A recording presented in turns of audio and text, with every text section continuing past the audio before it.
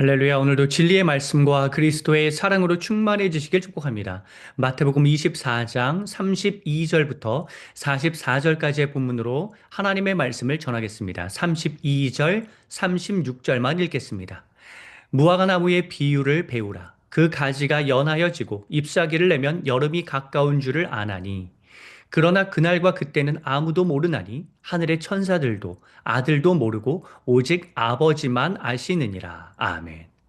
오늘 본문은 재난의 시기에 관해 교훈을 주는 말씀으로서 세 가지의 비유가 나옵니다. 32절부터 35절까지의 무화과 나무 비유, 36절부터 39절까지의 노아의 홍수 비유, 40절부터 44절까지의 도둑 비유, 이렇게 구성됩니다.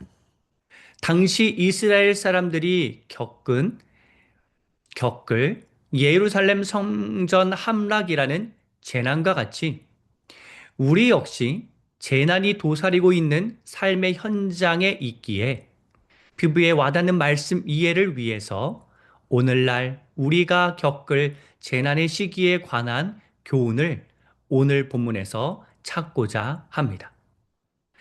재난의 징조는 매우 분명합니다. 32절, 33절. 무화과 나무 가지가 연해지고 잎이 돋으면, 아, 곧 여름이 오겠구나, 라고 예상하지 못하는 사람이 과연 있을까요? 나무를 보면서 계절의 변화를 누구나 예측하듯이 재난의 징조는 누구든지 인식 가능한 난이도 하 혹은 최하에 해당합니다.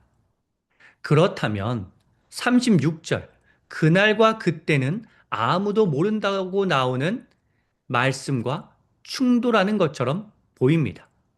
참고로 36절에 보면 예수님도 모르고 하나님만 아신다는 표현이 나와서 당혹스러울 수 있는데, 참 하나님이신 동시에 참 인간이신 예수님이 참 인간의 측면에서는 모르지만 참 하나님의 측면에서는 안다는 의미입니다.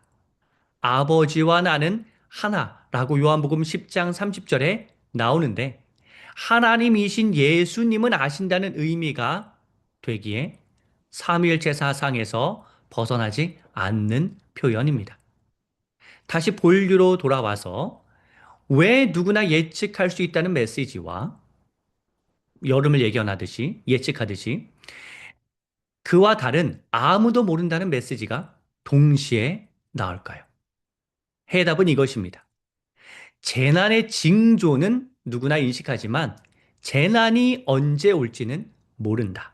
즉, 재난의 징조와 실제 재난 사이에는 시간차가 있다는 뜻입니다. 그렇다면 이렇게 이해한다면 37절 이하의 말씀이 줄줄이 이해가 됩니다.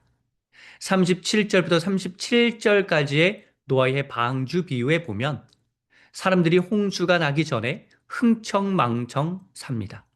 그 이유는 홍수가 올 것 같긴 한데 실제로 홍수가 나지 않고 있으니 안전 불감증에 걸린 사람처럼 설마 오겠어? 설마 오겠어? 그러다가 멸망당하게 된다는 교훈입니다. 40절 밭일하는 두 사람 중 하나, 41절 맷돌질하는 두 여인 중 하나, 43절 도둑 맞은 집주인 모두 재난의 조짐은 있으나 실제 재난은 오지 않으니 안심하고 있다가 급 순간 들이닥친 재난에 봉변을 당한 사례입니다. 참고로 40절, 41절은 세대주의 종말론자들이 말하는 대환난 전의 휴거로 보지 않고 예루살렘 성전의 타락으로 인해 충분히 예견되는 성전의 몰락, 함락에 대비하지 않아 겪게 되는 어려움을 뜻한다고 봅니다. 자, 다시 돌아와서 재난의 징조와 재난 사이의 시간적 간극을 통해 우리는 하나님의 인자와 인내와 긍휼과 사랑을 느낄 수 있습니다. 바로 재난을 내리지 않으시고 유예기를 주시며 충분히 누구나 예상할 수 있는 징조를 먼저 보여주시면서 우리가 대비하게 하시는 주님의 따뜻함이 느껴집니다. 하지만 사탄의 속임수 역시 강력하기에 재난의 징조를 보고서도 인간은 어리석게도 재난의 속수무책 당하게 됩니다. 34절, 35절. 주님께서 예언하신 재난은 반드시 일어납니다. 주님은 신처럼 보이는 하늘과 땅을 주관하시는 분이기에 주님의 말씀이 하늘과 땅의 권세보다 더 위대합니다. 하늘과 땅의 권세는 주님이 부여하셨습니다. 그러니 재난이 일어나리라 말씀하시고 징조도 보여주시는 주님의 말씀에 따라 42절 깨어있고 44절 준비, 대비해야 합니다. 재난이 언제 올지는 확실하지 않지만 재난이 오는 것은 분명합니다. 확실합니다. 징조 이후 재난이 나타나지 않는 하나님 자비의 때에는 지속되지 않고 반드시 끝이 있다는 사실을 명심해야 합니다. 사랑하는 성도 여러분, 충분히 예상되는 재난인데도 불구하고 나의 안일함으로 인해서 피해를 더 키워서는 안 됩니다. 징조와 재난 사이에 있는 하나님 자비의 유예기에 취해서 안심만 하고 있어서는 안 됩니다. 평화의 때에는, 평화의 때는 대비하라고 주신 주님의 기회입니다. 풍전등화인 상태라는 사실을 깨닫고 위기의식을 느끼면서 철저히 방비해야 합니다.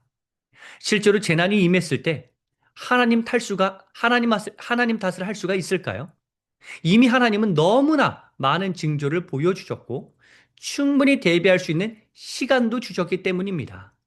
하나님이 주신 자유의지를 선용하지 못한 나의 어리석음을 탓해야 합니다. 오늘도 우리 삶에 나타난 여러 재난과 위기의 징조를 보면서 그냥 넘기지 말고 대비하길 하나님께서는 원하십니다. 어떤 측면에서 보면 우리 인생의 문제는 오픈북 테스트와 같습니다.